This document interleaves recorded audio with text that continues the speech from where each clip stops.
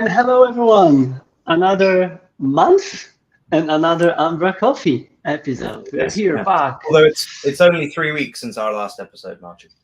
Only on the trees. Feels like forever. to be fair, but Actually, no, that's a lie. I'm sorry. It is over a month. But I was sorting our payroll the other day, going, it's literally been 2.5 weeks since I did this last. And no, yeah, sorry, yeah, short a month though. Yeah, but time flies, and we are at the end of the year. And today we are joined by Richard Jackson. Hello, Richard. How are you doing today? I'm good. How are you? Merry Christmas. Yes, nice decorations on your side. We've been just talking through on that because I have the same hat probably that I was wearing on some of the previous umbraCoffee Christmas episodes, but I have a full bag straight from my home and my kids to be used, and yeah, it's good. It's good. Compare with what we were saying just before this, Marcin, where I have nothing, not a single. and as for those that know me, I'm a bit of a Scrooge. Not a huge fan of Christmas, but it's nothing to do with that. It's purely logistical. Haven't been here. Yeah. Gonna be here. No point in having the Christmas tree or anything up. But it does feel fairly unfestive. So. I can say that I didn't have too many opportunities to wear any kind of Christmas gear this year because my kids said that they don't want to have pictures like that. So I said, yeah, I will use it. I will use this sweater and I will use these pictures just for the umbraCoffee because your father has a live stream to be performed. So yeah, I used it as an excuse, but yeah. It's here, and it's this Sunday. We lost snow, we lost the spirit, but yeah, that should be still fine. And Richard, where are you now, and how you are planning to celebrate the break?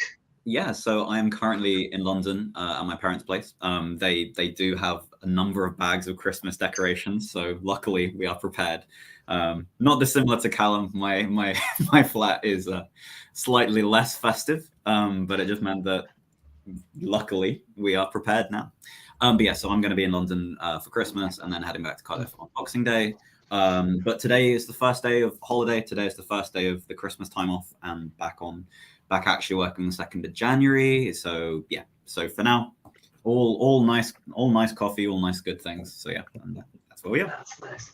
Yeah, I sent a couple of emails this week, and I think that a lot of the people took already a couple of days off before the holidays because I bounced up from a couple of autoresponders and people who I messaged this week, and even also some of the people who I plan to invite here, and some of our tradition, which was of course inviting Rune for this Christmas episode, is now maybe not broken but postponed to the next year because Rune is unfortunately sick and out of the office at the moment. So get well, Rune. We'll still make it next year, and yeah, we still have a lot to talk about today, and we were not doing the weekly episodes, and we've collected some of the highlights that we want to talk about on this episode, including some of the umbraco 13 topics, 24 days in, 2023 recap, and our predictions and ideas for what can 2024 bring to the table. So yeah, shall we start? Let's start from umbraco 13, as it was probably the topic that was discussed the most, I think, over the year, and also by at the end of the year. And now it's here. How are you guys feeling with it? How you are feeling with umbraco 13? Did you already do some work on top of that? Did you I'm update? yet to install it. I'm yet to even have a chance. We've got a lot of sites that have gone live this week, but not really out of my own choice.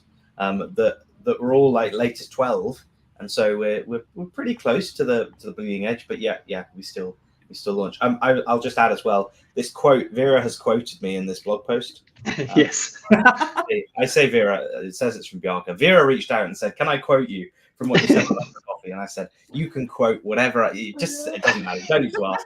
Just say anything and say Callum said it, and that's fine. So it's nice that umbraCoffee gets a shout out in the Vita. Yes, I was going to say that I was really maybe not laughing, but I was really curious from where this quote was coming from. It is. I did actually say this. Yeah, you did say that. It is an exciting release. There is a lot of cool stuff in there.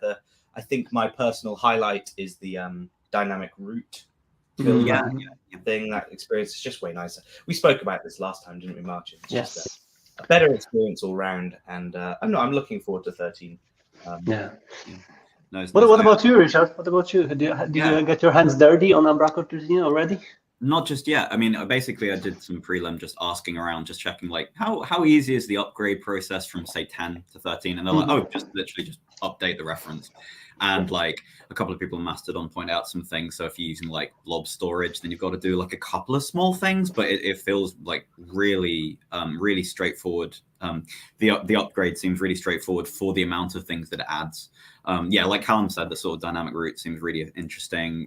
Long live XPath, but also any of the webhook stuff seems really interesting in terms of potential for extra projects. And yeah, it seems to have just been on people's wish lists. The infamous Louis asking on the day that it was finally a release candidate.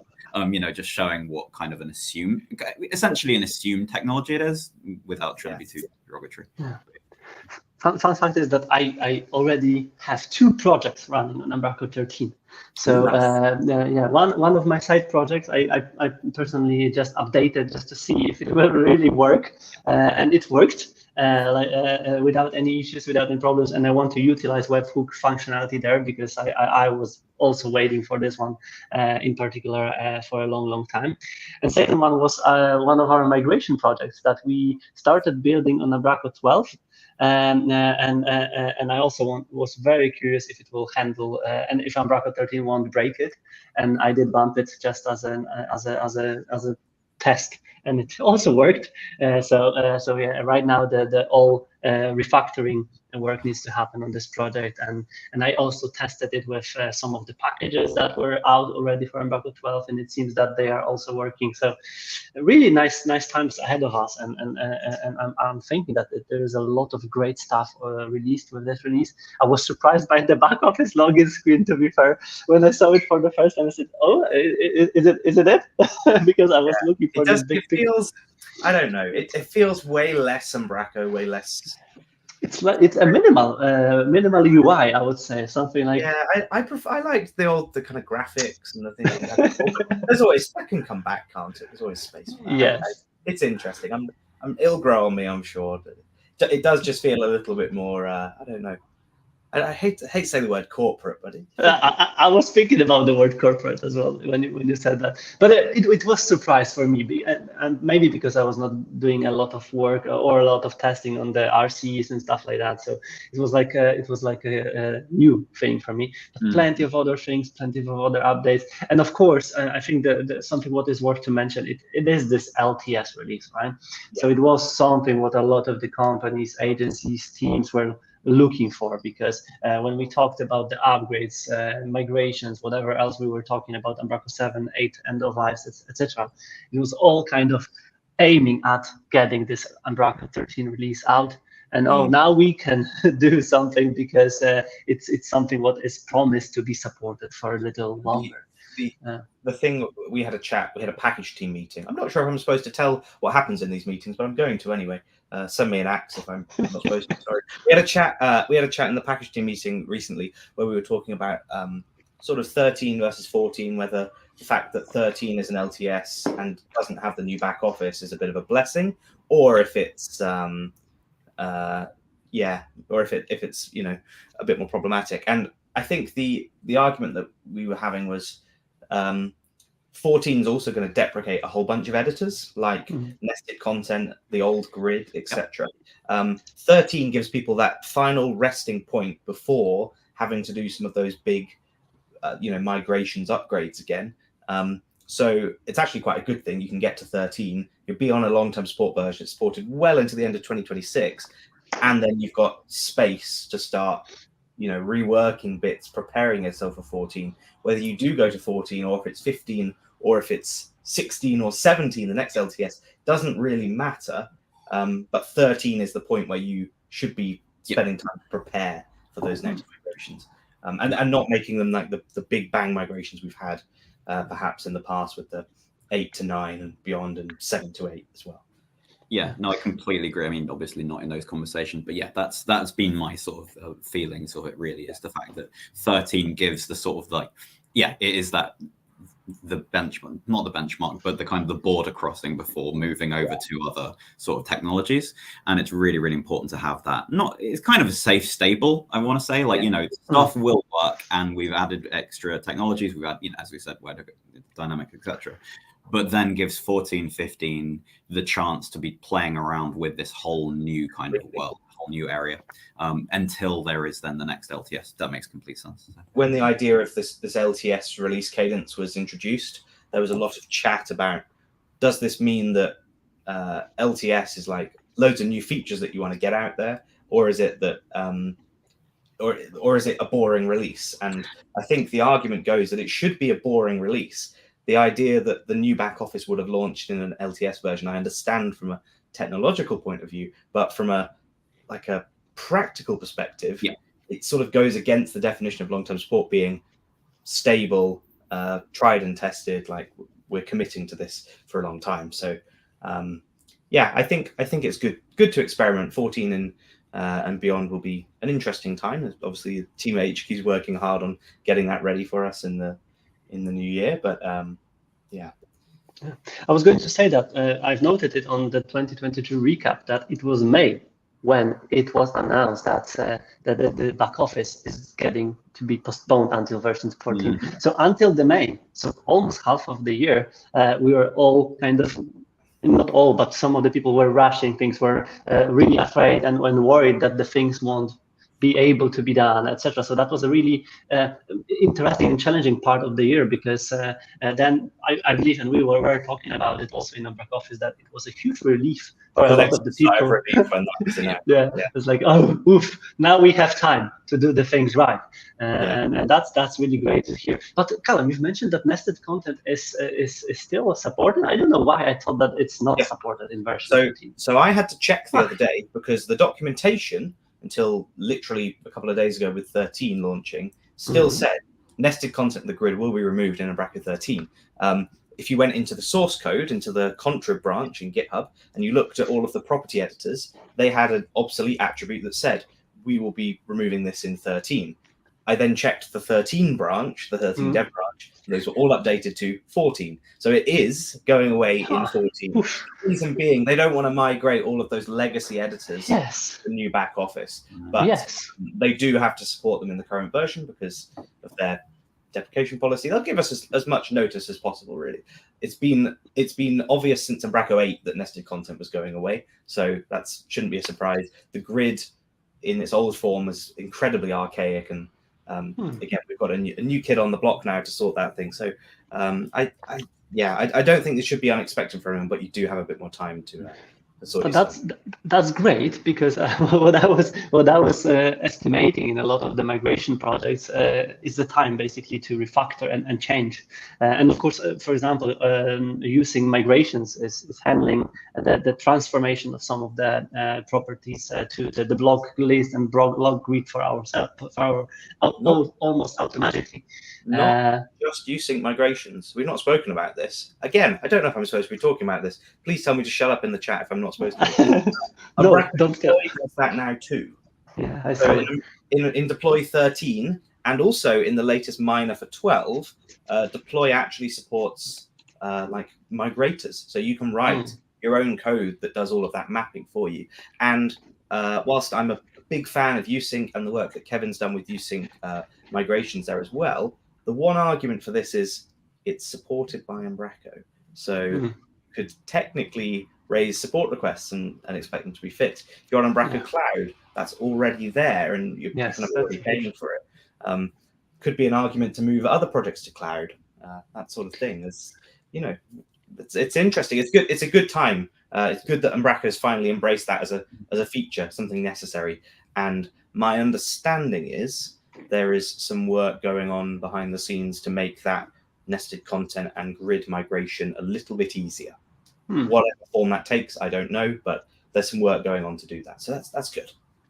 That's exciting. And now we can also turn into a wider summary of the recent activities from Umbraco perspective, because there was a new product update also shared this month, highlighting what we said already about Umbraco 13. There was, of course, a security advisory that we also well, no, we didn't talk about it, but we shared a lot of information about it. There was ×2. And then maybe times 3 two. on the version you're on. If you're patch of the patch of the patch. If you're on Umbraco 12 and you're using, in fact, no, it doesn't matter about Umbraco versions. It was affecting 13 as well. Yes. If you had multilingual enabled, that patch broke things for you. So Oh wow! Update to the latest, and it's all good.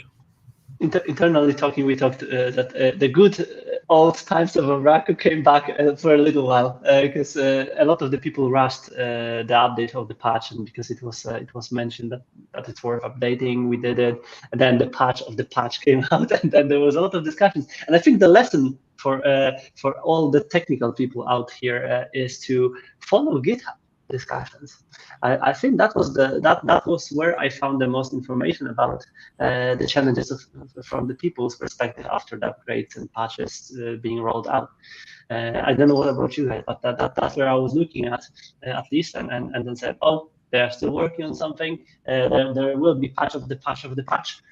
So do not rush things, and let's await basically, because it's not a high severe in a lot of the cases still when it comes to this one at least. Yeah, it's so difficult whenever you see like security patch, and it's like, okay, we've got to do that, but like you do need to be aware of what it's actually doing and the sort of discussion around it, because etc. Fix one thing, break something else, kind of exchange. And at the same, you don't want to release what the security issue is, because then it can be exploited for the wrong reasons. So that's challenging, and it's not. Here's a fun story to kind of put that in context. We have a client who's incredibly security conscious. They have automatic security scanning as part of their build and deploy pipelines. Makes sense. Now, the other day, they got a security vulnerability because it was flagged that one of their node dependencies was outdated. Now, what we'd done is we'd taken a bunch of their front-end dependencies that weren't being bundled through Node, weren't being included through Node. They'd just been manually dropped into the project, and we'd actually put them in as references. Yes, some of those had vulnerabilities. And what it then meant is someone went in and blindly updated the version number, just thinking, oh, it's fine, fixes my build pipeline, it runs. And of course, the site then breaks. Same client was trying to do a release the other day and then had the Umbraco security vulnerability pop up going, you need to fix this. And they're like, okay, what do we do here? And in that case, they actually took a very good approach. I think they sat down, they reviewed exactly what the vulnerability was and their cause. And they established that, well, the majority of, well, in fact, they don't let anyone near production environment. It's locked down. It's not public at all. So no one can log in there and do anything they're not supposed to do. No one can, even the couple of users that do exist are already super admin users anyway, and can do whatever they need to do. Everyone else does their work on a very isolated internal environment. So on that basis, they were able to put a flag in and say, actually, ignore this one for now. We know we've got a major upgrade coming in the next month. We'll apply the patch as part of that. It's not affecting us properly right now. We're all good to go. It's the same way as on Umbraco Cloud.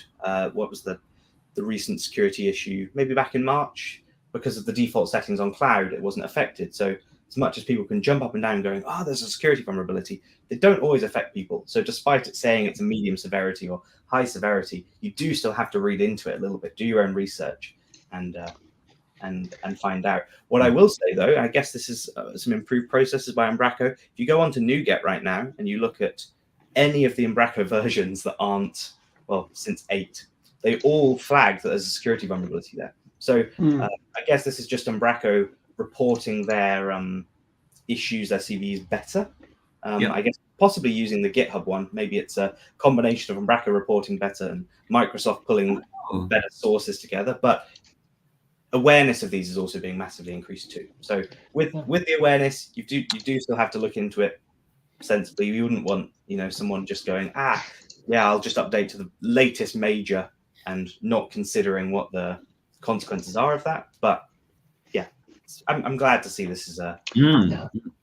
I was doing the package update in Visual Studio Code and Visual Studio, and it was also highlighted there. So it's a really nice information for basically everyone not being aware. And I'm sure it will be also picked by CI and CD tools in case of this kind of message that is shipped with.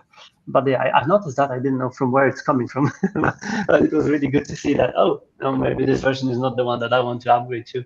Looks like maybe it's there's a newer one. GitHub CVE feature, which is awesome. Which is great to see Umbraco using that. So yeah, that was the of course there were a couple of security advisories this year, and that wasn't just the recent one. But I do agree with what you said, that it's worth diving in, and I think that I did it for the team, that I said, it affects only logged in users and only the ones without permission to publish, and with the translations enabled. So with this kind of elimination, we see that it's not a high severe for majority of our clients, so do not rush with this right now. But it requires some, unfortunately, technical knowledge, and it's not something what can be advised by Umbraco for sure, right? So do not touch because it's not high severe. But yeah, I wanted to talk about cloud, because you mentioned how cloud has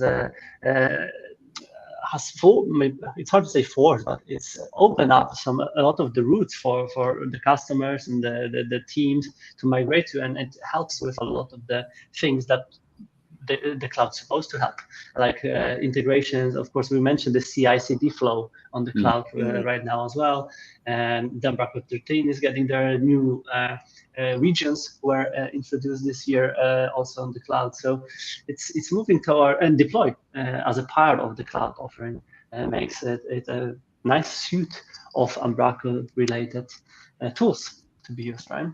So that's a nice alternative, a definitely better alternative right now than when it was more closed and more locked when it comes to possibilities, right? The pace of change and improvement there is a big one. Like it's got better as a product. It feels like the product that we all love to hate was Umbraco Forms before, and I think it's now Umbraco Cloud. Forms. It's not to say that Forms is Cloud's worse than Forms. It's just that Forms have got really, really good.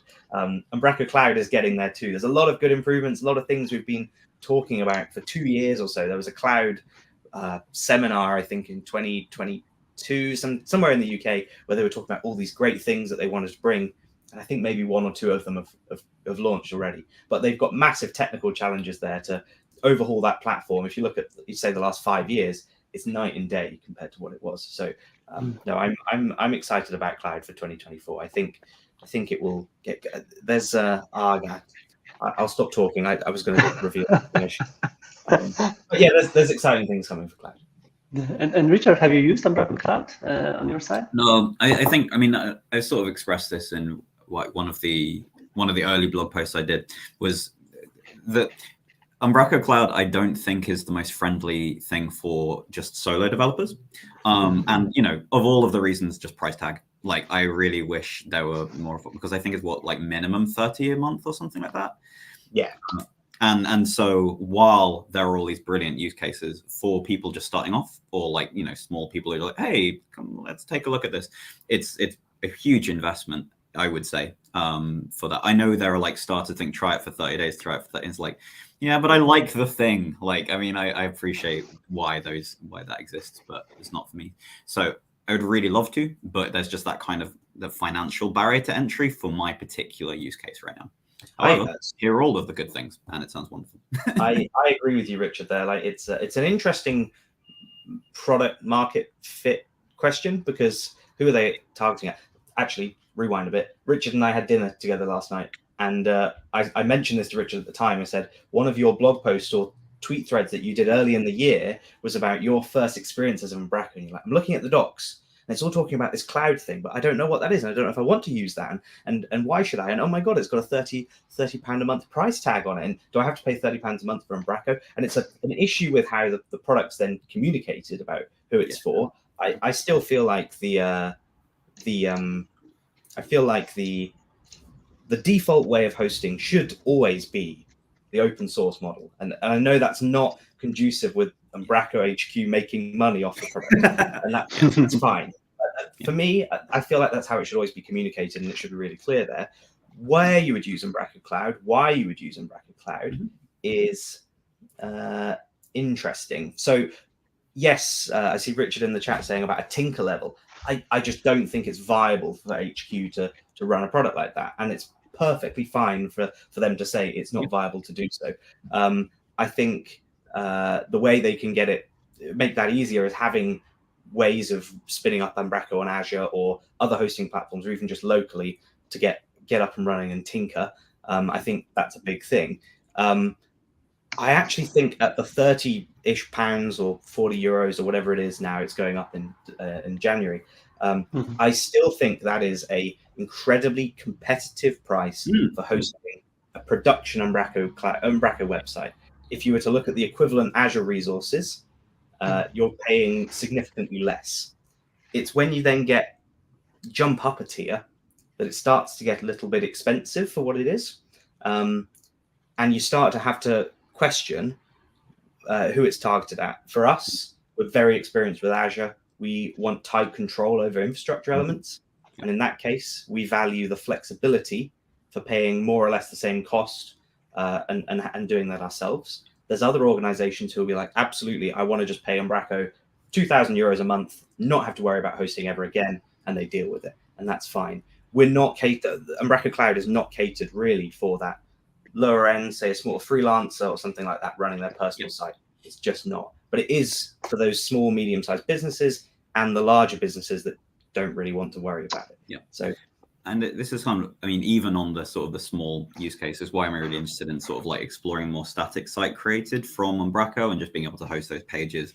Why obviously ecstatic exists and should be supported more in general, but also why I think some of the moves with say 13 and webhooks and that sort of creation could be really interesting for that kind of more static case where it's just like .NET developers who want to create a blog versus actually having like this running .NET MVC app going.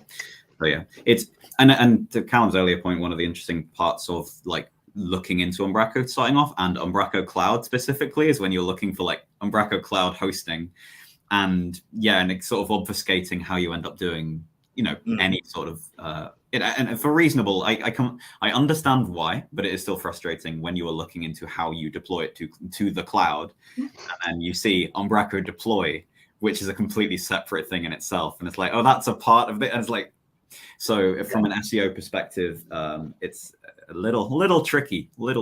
I mean, there's reasons for that, isn't there? I know Philip's always said like they want to make Umbraco Cloud the best place to host Umbraco, and I think that's what they'll end up with. But I want to see it more as a suite, so you can think of it as, okay, I have an Umbraco site hosted, don't have to worry about it.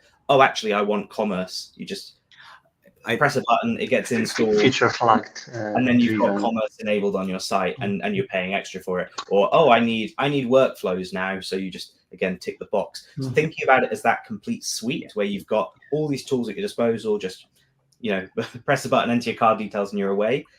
Is where Umbraco Cloud is heading, I think.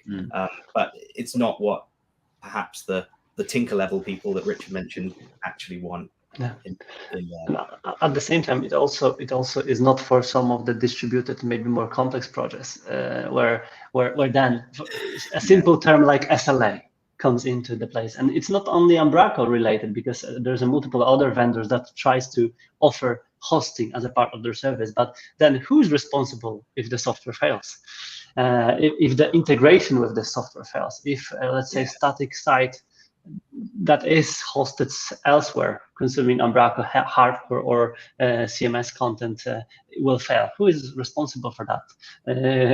And that raises a lot of the concerns on the enterprise level. And I'm at the same time, I'm very glad that Umbraco is addressing more of this corporate enterprise world, because they will be exposed more for this kind of issues, and it will bring some more ideas and resolutions for these kind of problems. And I'm really looking forward to it. It was on my list for 2024 kind of wishes or plans, that it will get more aligned with what these kind of companies are asking us for, because they're curious who will be responsible for it. Because now, if Umbraco website will fail on cloud, of course we know who is responsible for that usually, and then we can raise concerns. But when you are building something on top of the SaaS product, and something doesn't work there, you are responsible for that it doesn't work. No one will say, oh yeah, it's easy to blame someone else, right? It's always a blame game behind the scenes, but it's not ideal blame game to play. Yeah. Interesting. And of course, we can jump onto more dreams and wishes for 2024 soon. But let's go through one more activity from this year, which is an amazing activity every year, and it's called 24 Days In. And Richard, you've been also actively contributing in this year's 24 days. As usual, for all those who don't know, it's like an Umbraco advent calendar that is releasing a piece, one or multiple articles every day in the whole December since 2012. So the whole set of Umbraco knowledge base is there. The website is getting polished every year, and this year we also have great mid-journey images attached to every article. I didn't realize until the chat with Christian the other day that last year they used a different model.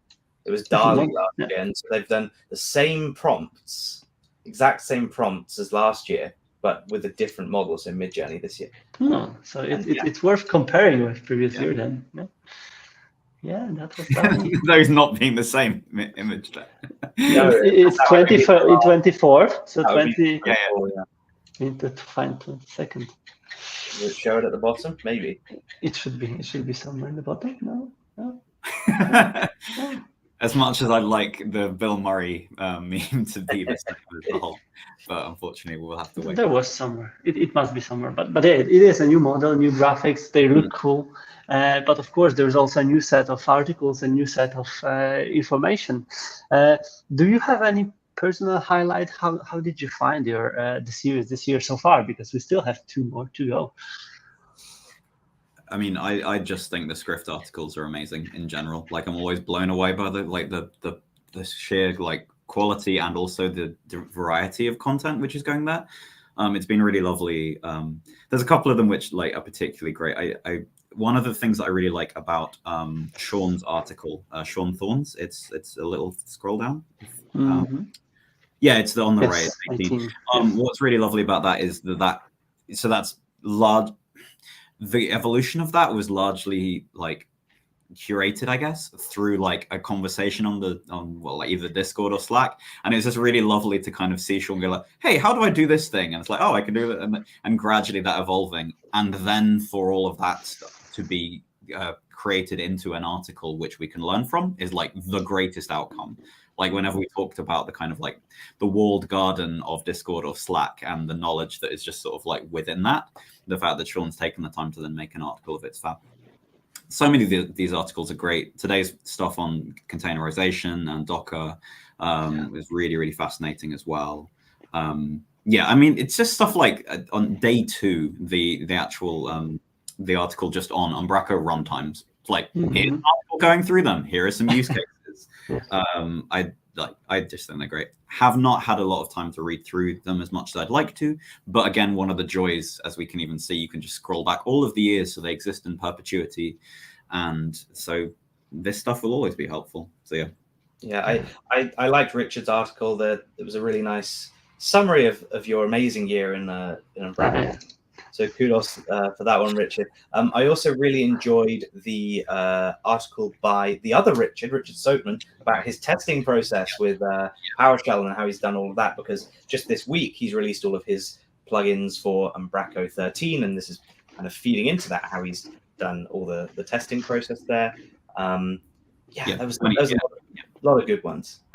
I was also not reading through all of them with details yet, but I wanted to say that it's amazing to see through the whole series how a lot of the topics that were raised on some of the meetups, talks, maybe as you said, the Slack or Discord threads or discussions or Mastodon exchange of knowledge now materialized into an amazing and curated, really detailed articles. And I think one of them is of course my friend's article. Adrian's article about modular monolith. It was something what Adrian was thinking about and talking about a lot, and now it's materialized into a really nice article, and everyone can benefit from this kind of findings and explorations, same as any other ones, because things that might be obvious for us, like delivery APIs, or maybe personalization for remarketing suite, because we were exposed to that for on some of the conferences, or even here on umbraCoffees. But now it's condensed into this 24 parts of this advent calendar, and I think it's a good recap of the year as well. It's like everything what was most important is raised here, and I think that's as usually amazing piece of it's always nice to see some fresh faces doing articles, but also just the balance of topics. So I think they've really nailed it this year. We've got 3 or 4 maybe eco topics, 3 or 4 headless topics, a whole bunch of community ones, but you can't really dissect those into categories. We've had nice textualizations of talks that people have done or conversations they've had on social media, etc. I think, and code samples as well is another big one. It was something that 24 Days kind of started at, with people sharing, here's a cool code sample I've written on how to do something. And in recent years moved away from that bit because the community's diversified. But it's good to see those sprinkled in here as well. I think it's so interesting as well, being able to kind of reflect upon the previous years and seeing what are the kind of buzz topics, and seeing the kind of growth of certain areas, or, oh, this is how we used to do it, is really, really invaluable when it's always going to change year on year anyway. And it's nice as well on today's for the automation and Dockerization. The first part of that is a response to the fact they did it last year, but for Azure. So now they're doing exactly the same, but for AWS. I just think that's really classy as well to have that kind of lineage. Really lovely. Yeah, and it's all about, I mean, I know the articles aren't thought of in this way, but it's all about Googleability. Like, you're going to Google a topic, and that's going to be the article that comes up. And these resources, that's why they live on for so long. Yeah. And Richard, what about yours article then? For if you would recap shortly about your year in Umbraco. Of course, we started the series this year, and as Callum said, it's an amazing recap and amazing story. Can you summarize it for our viewers who maybe are not familiar with this? Last sentence of that. So yes, it's Carl's fault. I mean, I think it's. Yeah, no, I mean, so on the surface, yes, it's talking about the past year and sort of being able, like, for a whole bunch of star aligning reasons, to be able to sort of commit to stuff, or like going to .NET Southwest, me and Carl telling me about this Umbraco thing, and then like, hey, by the way, that and that was the Umbraco Community Day in January. Hey, there's this event called Spark that's also in Bristol. So like geographically, it just worked out for a whole bunch of things. But then it's also talking about how, while I am not in any way like a capable Umbraco developer, I've been very much proactive in terms of community things, because so much of, in my opinion, so much of tech learning is about being able to know who to ask and where to look, and etc. And that's so lots of the article is very much a celebration of of feeling not like the most technically able, but meeting people who will happily help you in certain areas. Again, why I think Scrift's such a brilliant celebration of that, like just seeing the kind of the monthly articles of different people's specialisms and what they're particularly writing. It's really, really good. But yeah, so it's kind of just a recap, and then potentially some advice if other people were looking to be in that phase, or if they're feeling the classic imposter syndrome thing of not being good enough. It's like, yeah, but like, I think it's a very supportive group of people, and everyone couldn't be more helpful with things. It's been really, again, like, going off about like static stuff, but it's lovely that I posted some ideas of using Xstatic, and then Terence, who's in the chat, like was like, oh yeah, here's like a quick, oh, that was it was about RSS feeds with static sites, and it's like, okay, here's like a quick thing I've just put together. It's like, oh, okay, you can just provide that. That's really lovely. So yeah, it's kind of a celebration of people generally being nice, if you're nice to them. And of course, you also shared some kind of resolutions from your perspective. Yeah, I was going to ask about peacocks. That's peacock vows, man. The renewing of peacock vows. That's sort of what New Year's resolutions are, and of like, it's got a whole like chivalric background of knights and all that kind of good stuff. Shout out. But yeah, so it's just about making like kind of deciding on what you would, or restating your vows. And so like I said, while 2023 for me personally was very much about the people, I want to be more involved in the tech, which is why seeing especially in version 13 with .NET 8 support, I think there's lots of really cool stuff within .NET 8 which could be utilized. And it's actually really, really interesting watching the video, the video with Lotte and Bjarke and Kevin going through the 13 and then talking about the pros and cons of certain parts of .NET 8. And that was really interesting to kind of get Bjarke's kind of opinions of what things do and don't work. Point being, it's a really, really fertile space for stuff to happen. Webhooks, like, again, seemed like such a great thing. I'm going to shoehorn in a slight shout out to the Umbraco Secret Santa. So this was set up, obviously, Steve Temple, he sorts this out. And so my Secret Santa gift right here being this kind of Arduino nice. kit. And, so there's all sorts of things that you can make. And thank you to whoever provided this. You're the greatest. And so I was really interested in whether or not I could do sort of an Internet of Things-ish sort of, if I make this article, can I have like an LED light up here with a smile or something like that? And so that's felt like a nice way of kind of interacting with that. That's awesome. Just quickly, you mentioned like modern .NET stuff. It was awesome the other day seeing Dennis Adolfi and I think someone else posting about .NET Aspire and look, Umbraco running with it, and like this is a bleeding edge thing that came out. It's in preview currently. It's not even came out a month ago, and people are already playing with it again. It's just awesome to see. It's definitely a fertile space, like you said. No, the .NET Aspire usage within Umbraco, again, we're talking about these sort of trying out these larger scale infrastructures in a local, slightly more managed thing. And because like one of the really interesting things about .NET Aspire is a lot of the dashboarding and a lot of the reporting which is there. And there's been a lot of good work of just trying to make monitoring more accessible and having better visualizations for it in general. So, No, I completely agree, and that is a brilliant article. You're absolutely right. Yeah, so Terence said that is Uno Santa, Secret Santa. The Uno was also one of the products that was released and killed a while ago. Was it killed this year or was that last year? I don't know. It was last year. It was if not even a year before. Maybe. But yeah, let's then start to recap and try to drop some of the things from this year. So if we'll be dropping the 2023 table. This is proof that StreamYard's banners can't be SQL injected, eh?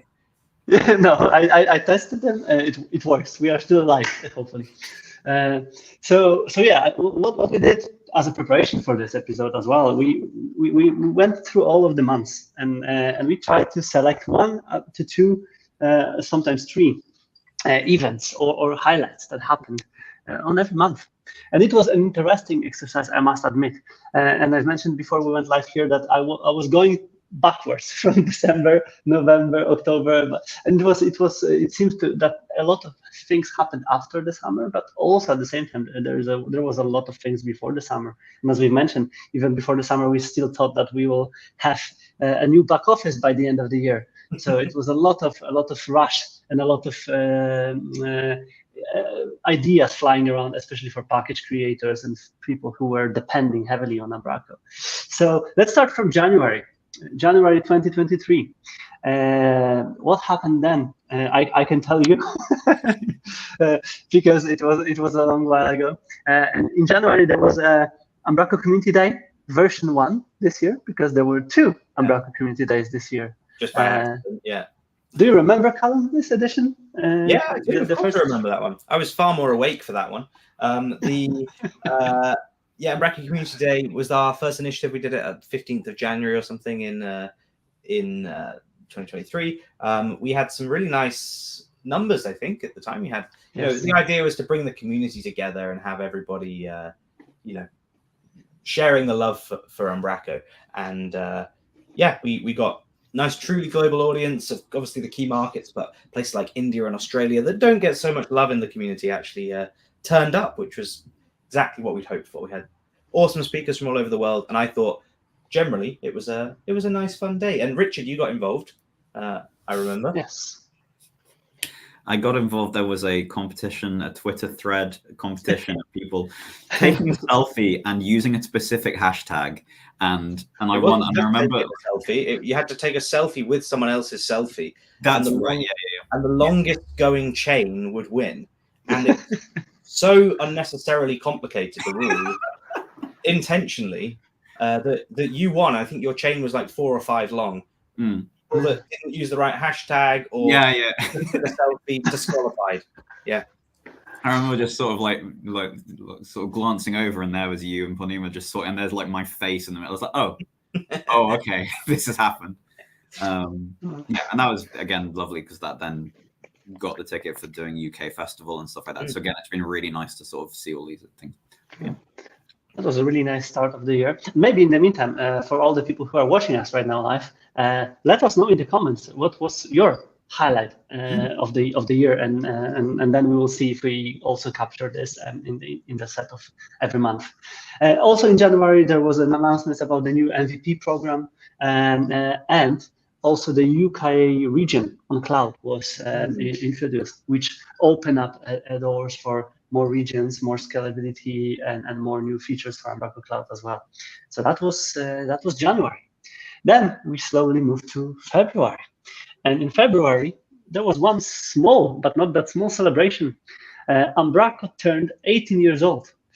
That was the highlight of the month for me, at least. I do remember a lot of talks, and even Niels Hartvig shared a really interesting summary from his perspective of what the product was, how it was developed. I do remember it was probably on LinkedIn where it was released. So it was amazing to see that 2023 marked 18th birthday of something what right now makes a lot of noise and runs on more than 1 million websites online right now. So that was the highlight from this month. I was not able to find anything else more interesting this month, to be fair. March was something that brought a little bit more activities. You guys probably also remember that Umbraco Spark was all, for example, happening on March. You both attended, right? Any highlight from the Spark event? Should we secure the time for next year? Yeah, I mean, tickets are on sale right now, and you've got until the end of December to go secure your ticket. £75, I believe it is, at the early bird rate. They've also got a call for papers open until end of Jan, but get your ideas in sooner because they can, start selecting people and give you more time to prepare. So yeah, it's a good event. It was the first one back since COVID. Yes. And just great to see the community again all in one place. And Richard, was it your first Umbraco conference? Yeah, because it was. And I think actually I've completely forgotten, because one of the things that was very interesting for me kind of getting into the tech scene, so to speak, like late 2022, was the fact that my first events were pretty much everyone's first post-COVID events. So it was really interesting because there was the appetite for, let's all get together and so I kind of got in at the right time for that. Spark was wonderful. I had the hackathon. I talk about this in the blog article about the fact that I pretty much posted in the meetup thing of like, hi, I don't know what I'm doing, but I'm going to be nice and polite and stuff like that. And I remember Lottie particularly coming up, you're the person who said you were going to be nice. We're going to get on. And that's lovely. Spark was great. Really, really brilliant talks. 8th of March, 2024. That's the next day and the next occurrence of the conference there. April was all around this big event. Vendor and the whole Outfield Digital was acquired by Umbraco HQ. Yes. And we had a really nice, one of the most watched umbraCoffee from this year, when Kim and the Outfield Digital team joined us for an umbraCoffee where we discussed the motivation. Tough questions. There's a couple of tough questions. I was told afterwards that I could have been more difficult on them. Yes, that was true. That was true. But yeah, that was a really nice episode. I do remember it even right now. It was like an eye-opening for all of the people who are curious where it will go, what happens with Codegarden, for example. That was a fairly often discussed question then. And it was probably. I also saw Arnold's recap of the year today, and he mentioned it also on one of the three highlights from his perspective, that the commerce offering officially being done through Umbraco is something what was highlighted from his perspective. So that was huge, probably one of the key highlights from this year, right? Yeah. Did we mention the community Slack dying? Yeah, damn it. I forgot. Slack died. I actually went back just before umbraCoffee today and looked for the episode where we held it. Rest in peace. It was March 2023. Was it? Okay. It was. I knew it was sometime in those first few months. But yeah, the community Slack officially died, and the community died. But no, I'm joking. No, it's been an interesting time with that, because this year, as we'll talk about in a second, leave one in the comment if you miss community Slack channel. One. Yes. That was March, and I have listed it out. And I do think that we distributed, of course, over the various channels, and I think that's worth mentioning. That's why I also put it on the agenda, that right now we have a lot of the places, and we talked about it over the umbraCoffee episode. We have Mastodon, Discord chats. Some of us are still hiding on Slack, but on the Umbraco HQ Slack, and we have MVP's channel. Where we can still reach out to some of us. But when we want to reach out to some of the community members who are not MVPs and not part of the community teams, it's getting harder, because then we need to go on Twitter or try to do some magic to reach out to some people. So it is definitely something what is missed, I think. And yeah. Whilst we're on the topic of that, and Lars is telling me I should join Discord, and we're on the topic of April, I want to discuss that, because I did join community Discord in April. There is an account on there called Not Callum White. However, because I can't work out Discord, it's just a mess. I've lost access to that account. So I am in Discord. You can't reach me there. I won't reply. No idea how to get access to it. But yeah, Not Callum White. Not Callum White. It's really Callum White. It is shows real disdain for a platform when you create an account and lock yourself out of it through not. Yeah. Through I purposefully subscribed on April 1st. Saying easy to remember when to place it. So that was March and April, and then it was May. And as I've mentioned, when we started conversation about Bellissima and Umbraco 13 versus 14, it was the month when it was announced that Umbraco, the new back office, will be released in Umbraco 14, not 13 LTS. So huge relief for a lot of package creators, a lot of the people who were relying on this decision. And also this month, the sustainability team got announced. So that was in May. And of course, it opened up a lot of discussions and possibilities for building more solutions aligned with the sustainability in mind. There was also a sustainability challenge later over the year. But yeah, it was in May. And of course, the May was also the month before something else what happens in June, which is the next month that we can discuss, which was, of course, Codegarden month. So June, Codegarden, and Umbraco 12 release. So that was also something what I think opened up a lot of the work and possibilities for people, because content delivery APIs, the new headless billing part of the core offering of the CMS, things like that. And then, did you start working with Umbraco 12 as soon as it was released? How was your approach? We upgraded stuff straight away, kind of overnight, because it was a no-brainer. You just update. We're not getting any additional real big changes that we have to account for. It just upgraded and worked, and we had a bunch of sites in development at that point that, or very near launching, that we just upgraded, because why not? And yeah, it was a good platform out the gate, I think. As we said a minute ago, still using that today for most of our websites. Mm-hmm. And you, Richard, are you working with Umbraco 12 moreover, or some older projects on .NET Framework? Dissertation, was it 12? No, for this it was just 10. 10 hosted in Azure. Nice. Okay. Yeah. So yeah, and as usual in Codegarden month, there was a lot of reports, summaries, a lot of announcements, a lot of releases as well, and we've been, of course, in Denmark then doing our heavily highlighted all over the years umbraCoffee's lives. I love those are such good fun. I saw some clips from that the other day, and I was like, that's actually what I missed most from Codegarden. Yes, that's personal highlights for sure. Marcin, coffee. Coffee, yes. Terrible. There you go. I don't know. Is that going to work? Coffee from Niels, and I've got a nice message on the back as well. There's blurred. No one can see. Yeah. I still have my. I was going to say that collaboration with Niels and the coffee brewed by the brewery, the roastery where he is involved in, that was my personal highlight as well. We had some time to catch up and discuss how are we in general in front of the audio huddle. So that was really cool, and that was June. Yeah. July, summertime, barbecues and eggs drama. That's what they captured.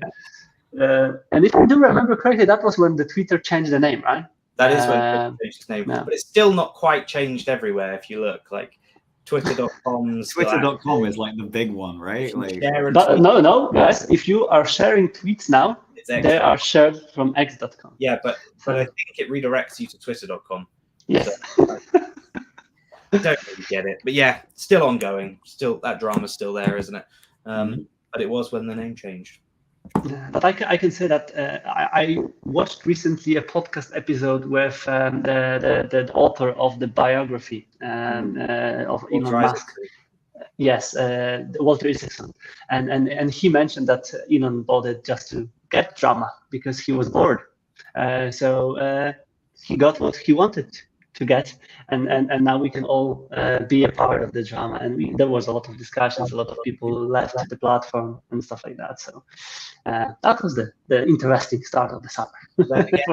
Ian shared the other day in the MVP Slack some metrics as they're measuring, and they've said that I think Mastodon has overtaken Twitter in terms of active Umbraco chatter, and probably more specifically quality Umbraco chatter in recent months. So there is more activity on Twitter about Umbraco than there ever has been before, yet it's 90% spam. It's people using the hashtag, jumping on it, promoting products, etc.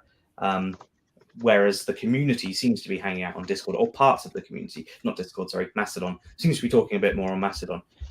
I've said before, Marcin, LinkedIn, I think, is the killer platform now for the community, but but I feel like Mastodon's still a little bit too niche for some, a bit too techie. So you're not going to get non-folk on there, I don't think, too much. Wide adoption is a little bit harder, unfortunately. But again, it's been the case that, like, for any of the tech, because of the number of Umbracians on Mastodon, if I have any sort of questions, I can actually just ask that, especially if they're sort of quick, tweet-sized questions, essentially. Then I get really, really good feedback from that. If it's a slightly longer question, I'll probably go to Discord. I would really like to just use the actual forum, but that's a different conversation. Just need a better forum on our, ideally.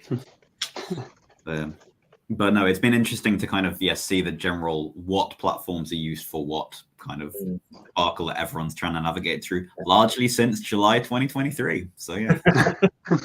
That's true. And then it was August, and August brought a new region in Australia for Umbraco Cloud, which was again, it took half a year to scale up to another region, which was something worth highlighting. More barbecues, and one more important thing, which was storefront, which means headless also API for Umbraco Commerce. So as well, from the acquisition in April, August brought already a headless offering for some of the commerce capabilities, and now it's adopted, I would say. So that was August. Pretty nice, even in the summertime. And then September, and that was the hard month to choose the highlights from. A lot of things happened then.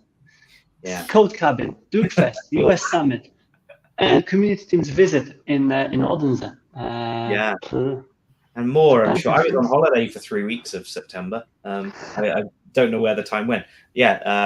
all over the place, all over the place. Yeah, I was referring back to, because during this recap I was watching the umbraCoffee's episode and I was checking what he highlighted in some of these, and I looked at, we had probably the longest break, Callum, from each other then. But there was a lot of umbraCoffees or something. Yeah, there was a lot of episodes when I was doing some episodes with some guests. You were doing some episodes. Then we were Backstreet Boys back episode when we were both together again. Yeah, that was for a bit, and yeah. And Richard, you've been also at Codegarden, right? So Codegarden, greatest! It was wonderful. I've often said said to people, at this point in time, my brain was all in dissertation mode, so I was just there, I was definitely not, and it's as engaged as I'd like to be, because it's like the greatest thing, and it's so lovely, and everyone is so wonderful. But a lot of my recollection is just kind of being very mentally checked out, or at least just focused on stuff. But I mean, it was lovely because I would sort of be working on my dissertation and then have people walking past, oh, this bit doesn't work. It's oh yeah, you just do that. I'm oh, okay, I didn't know that existed. It's yeah, that'd be fine. And and people like Lee Callard just got casually just kind of go, oh yeah, you've created this all from scratch. Yeah, you can just inherit that. It's but no, brilliant, wonderful. Everyone should apply to go if you haven't before, or even if you have done. Wonderful. Applications open now, of course. We'll make sure there's a link below, codecab.in, and they're open until I think the 7th of July or 8th of July, something like that. The events in September. In fact, all of the events on the screen, I don't know about the community teams visit, but the other 3, I know for a fact they are happening next year. I know dates for them. I'm not sure if I have to say the dates, but Codegarden September, Duke Fest September, US Festival, not Summit, October, and other things that again, not sure if I'm allowed to say, but there's lots of stuff happening in September next year. It's going to be exciting. Leave some of these for April Fool's episode next year. we do have content.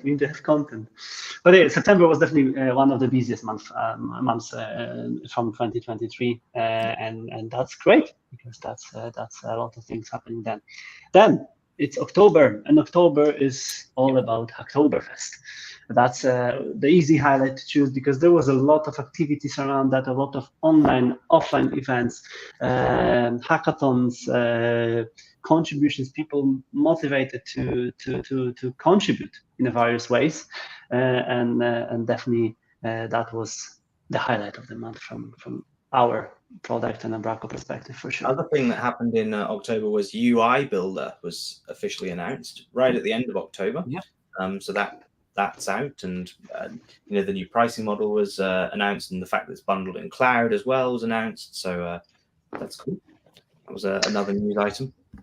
Yes, and we will put some links to the description, because there is a lot of interesting summaries and details about every single one of the things that we discussed today. But yeah, there is a link material next to it, and it will be in our video description. Of course. And we're going towards the end of the year, and November. Not that far away in time, but still feels like feels like ago. Months and months ago at this point.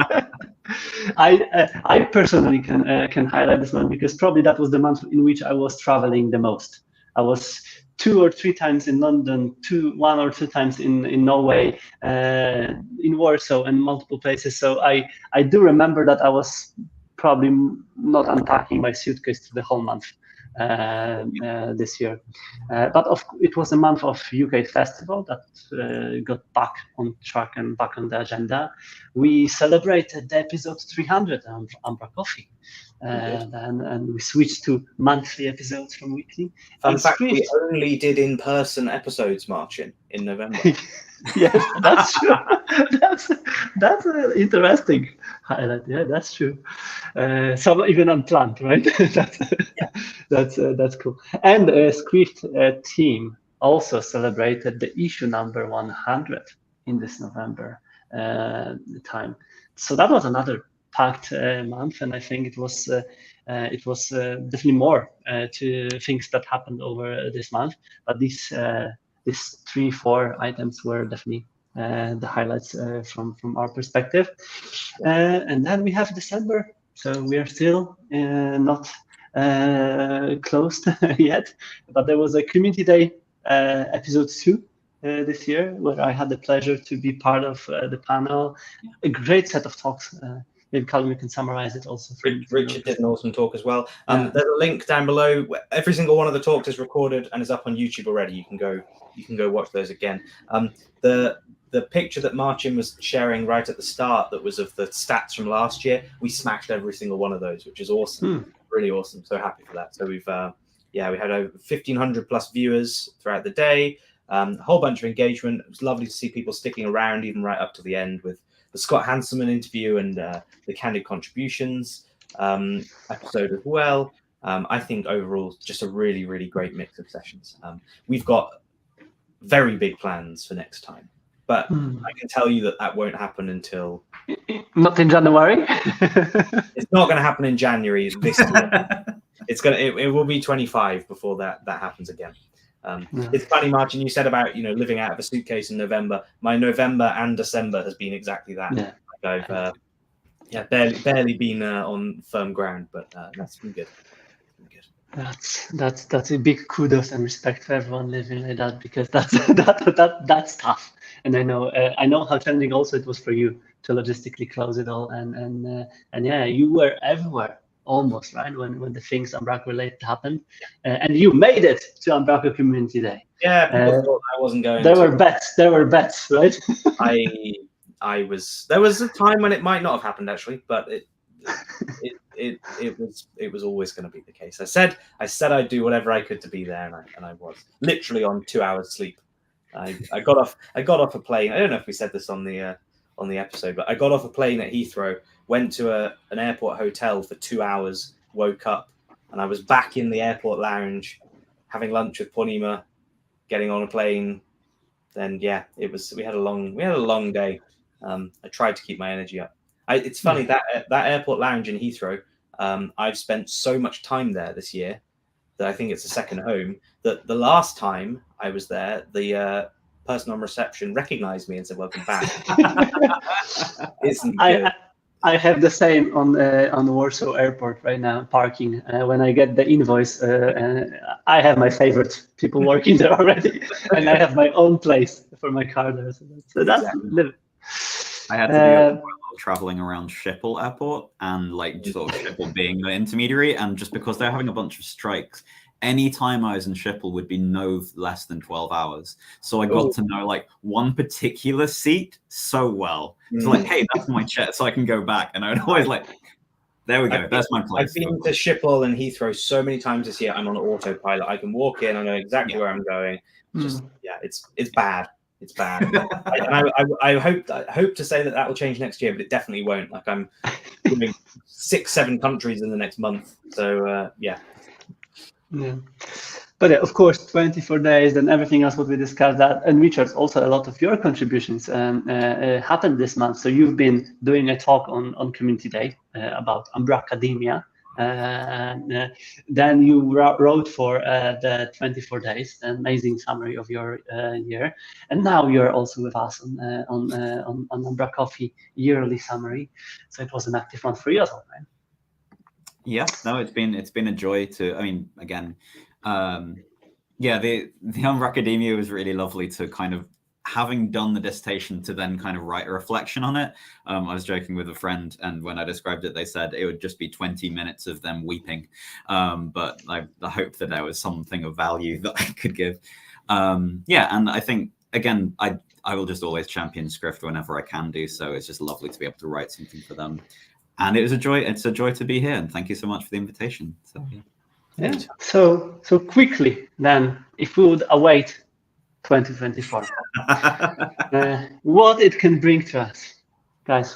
Callum, you already mentioned that you have some commitments and plans for some of the events. A lot of travel. I'm going to be spending a lot more time in Australia in the next year, and a key goal of mine is community over there and growing that. So want to work a lot on that.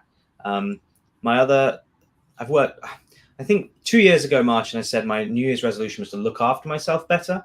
And I don't know if I've done that. I've probably done that in some ways this year and not in other ways. And maybe that's a focus for next year too. Do a little bit more looking after myself. Find a few more things I can be happy about would be nice. It's not saying I'm utterly miserable. I'm just saying a few extra things would be nice. A few extra, yeah. What about you, Richard? Any exciting plans, resolutions? Do you make any? Yeah, I mean, like, I think, you know, for 2024, quite a lot for me from an Umbraco perspective is just to learn the tech, to kind of be more engaged in using it in interesting ways. So that's, you know, obviously I'm very, very new to the space, so I want to dedicate it more to being more technically savvy.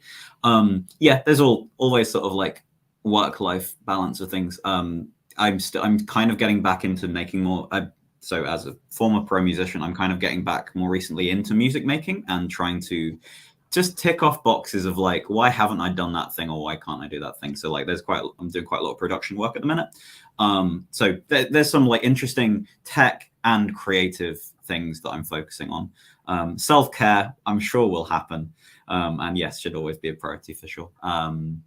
But yeah, it's been cool. It's been a really interesting year, 2023, and 2024 is very much kind of a consolidatory year. Like there's been lots of flux and change, and then this year is going to be very much about trying to solidify a lot of that, I think. So kind of hold steady sort of year. Yeah. What about you, Mark? What are your plans? Yeah, I used to stop planning and not planning anything for a couple of years back.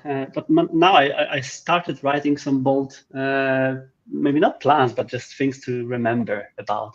It's more, it's still this health stuff and kind of taking care of the balance. I stopped working my ass off that much, to be fair, recently, and I plan to keep doing that, and because I do enjoy not doing work a lot, and my plan is to basically share more knowledge and learn more stuff, because and it's not only coding related, but I started coding again more recently, and I want to balance it out somehow, because there were some times when I was not coding for probably I would say almost a year, when I didn't open any Visual Studio or anything like that. So now I'm opening it more often, which is making me happier from time to time, and more miserable from time to time as well.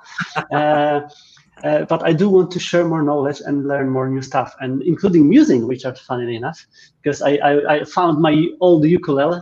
And I have a friend who helped me in learning some of the stuff previously, and now I want to get back on that and have some more fun playing on it, and then maybe bought myself a guitar or something like that. Nice. Who knows? So I want to learn new stuff. That's the thing, and that's my plan for the new year. It's a great point.